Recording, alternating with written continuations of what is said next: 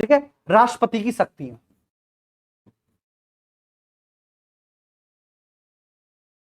राष्ट्रपति की शक्तियां, powers of president, powers of president. और यहां पर एक एक पॉइंट समझना है आपको बच्चे, एक एक पॉइंट समझना है यहां पर। चलिए, ठीक है, पूरा पॉइंट समझना है मेरे प्यारे दोस्तों, एक एक बात समझनी है। राष्ट्रपति की शक्तियां, तो भैया राष्ट्रपति की शक्तियों को हम कुछ भागों में बांटेंगे, पावर्स ऑफ प्रेसिडेंट को कुछ भागों में बांटेंगे, जैसे राष्ट्रपति की कार्यपालिका संबंधी शक्तियां। अब यहां पर आपको बहुत सारी नई चीज पता चलेंगी। कार्यपालिका संबंधी शक्तियां,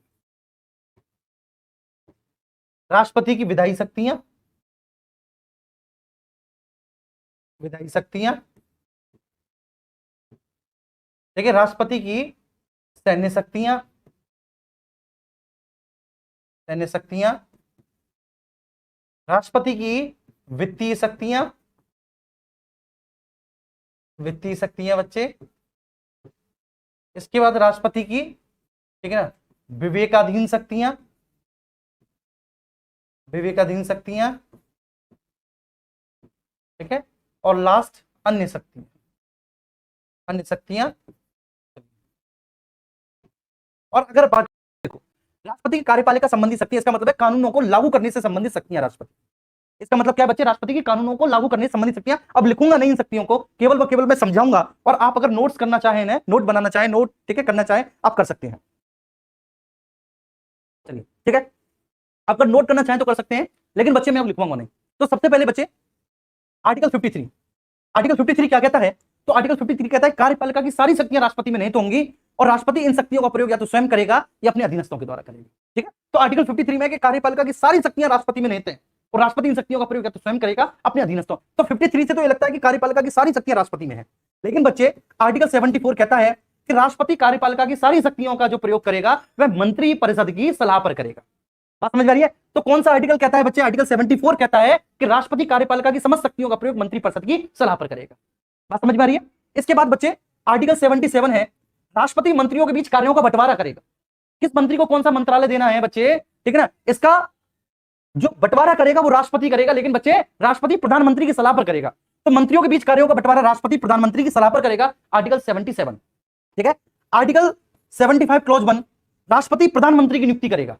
आर्टिकल 75 क्लॉज 1 राष्ट्रपति प्रधानमंत्री की नियुक्ति करेगा बच्चे, लेकिन प्रधानमंत्री को, उसी व्यक्ति को प्रधानमंत्री नियुक्त करेगा जो लोकसभा में बहुमत दल का नेता, ठीक है, जो लोकसभा में बहुमत दल का नेता हो बच्चे।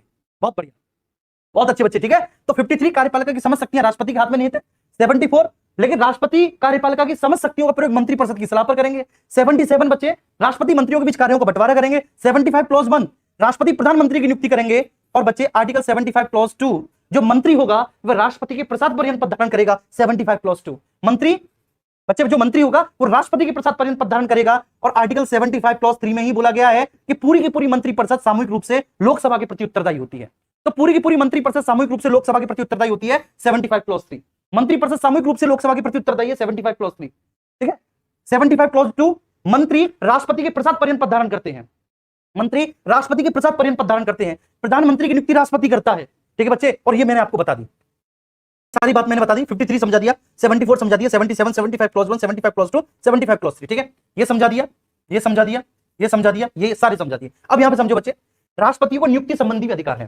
सुप्रीम कोर्ट और हाई कोर्ट के बच्चे, ठीक है, जजेस की नियुक्ति कौन करता है, राष्ट्रपति करता है, ठीक है बच्चे। इसके बाद बच्चे जो यूनियन पब्लिक सर्विस कमीशन है उसके अध्यक्ष और सदस्यों की नियुक्ति कौन करता है, राष्ट्रपति करता है।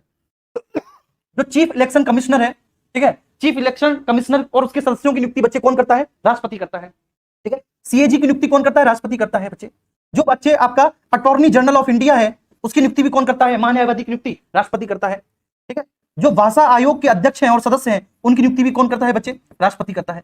वित्त आयोग के जो अध्यक्ष और सदस्य हैं उनकी नियुक्ति भी कौन करता है, राष्ट्रपति करता है, ठीक है। तो राष्ट्रपति को नियुक्तियां संबंधी भी अधिकार है। सुप्रीम कोर्ट और हाई कोर्ट के जजेस की नियुक्ति राष्ट्रपति करेगा। यूपीएससी के अध्यक्ष और सदस्यों की नियुक्ति, मुख्य चुनाव आयुक्त और सदस्यों की नियुक्ति, ठीक, controller and auditor general of India की नियुक्ति, ठीक है, अटॉर्नी जनरल ऑफ इंडिया की नियुक्ति, भाषा आयोग के सदस्य अध्यक्ष, वित्त आयोग के अध्यक्ष और सदस्य। राज्यों में राज्यपाल की नियुक्ति भी राष्ट्रपति करेगा, राज्यपाल की नियुक्ति भी राष्ट्रपति करेगा। विदेशों में राजदूत की नियुक्ति भी राष्ट्रपति करेगा, विदेशों में राजदूतों की नियुक्ति भी राष्ट्रपति करेगा, विदेशों में राजदूत की नियुक्ति भी राष्ट्रपति करेगा। तो ये सारी नियुक्तियां राष्ट्रपति करेगा, लेकिन मंत्रिपरिषद की सलाह पर करेगा। लेकिन बच्चे मंत्रिपरिषद की सलाह पर करेगा। तो ये तो हो गई राष्ट्रपति की कार्यपालिका संबंधी शक्तियां। ठीक है बच्चे, बहुत अच्छे से आपके समझ में आ गया होगा। ये सारी शक्तियां मैंने आपको बता दी। नियुक्तियां संबंधी भी शक्तियां हैं राष्ट्रपति को, और साथ ही साथ बच्चे राष्ट्रपति को कार्यपालिका में कानूनों को लागू करने से भी संबंधित शक्तियां हैं। अब इसके बाद आते हैं भैया राष्ट्रपति की विधायी शक्तियों पर। ठीक है, राष्ट्रपति की लेजिस्लेटिव पावर्स। तो भैया कोई भी साधारण विधेयक, साधारण क्या बच्चे, कोई भी विधेयक तब तक कानून नहीं बन सकता जब तक कि राष्ट्रपति उस पर अनुमति ना दे। तो विधायी शक्तियों में तो भैया सबसे पहली बात यह है कि आर्टिकल 79 में कहा गया है कि राष्ट्रपति, ठीक है, संसद का एक अंग है। तो 79 बोलता है राष्ट्रपति संसद का एक अंग है। और संसद क्या है? संसद कानूनों का निर्माण करने वाली संस्था है। संसद क्या है? संसद कानून का निर्माण करने वाली संस्था है। तो आर्टिकल 79 में बच्चे खुल के बोला, जबरदस्त तरीके से बोला। क्या बोला 79 में? तो 79 में बोला गया, बोलो ना बच्चे, क्या बोला 79 में? कि भैया संसद का एक अंग है राष्ट्रपति, और भैया कोई भी विधेयक राष्ट्रपति की स्वीकृति के बिना कानून नहीं बन सकता। कोई भी विधेयक राष्ट्रपति की स्वीकृति के बिना कानून नहीं बन सकता, और राष्ट्रपति उस पर स्वीकृति देता है बच्चे आर्टिकल 111 के तहत। किसके तहत बच्चे? 111 के तहत। ठीक है बच्चे, ये बात समझ में आ रही? अच्छा, अगर कोई साधारण विधेयक है तो साधारण विधेयक पर राष्ट्रपति को बच्चे जीवी वीटो प्राप्त होती है। क्या प्राप्त होती है? जीवी वीटो। वह जब तक चाहे बच्चे साधारण विधेयक को अपने टेबल पर रखा छोड़ सकता है। लेकिन अगर उसने साधारण विधेयक को पुनर्विचार के लिए लौटा दिया और पुनर्विचार के बाद साधारण विधेयक उसके पास आया, तो अब उस पर अपनी स्वीकृति देने के लिए बाध्य है। बात समझ में आ रही है? अब राष्ट्रपति उस पर अपनी स्वीकृति देने के लिए बाध्य है। ये बात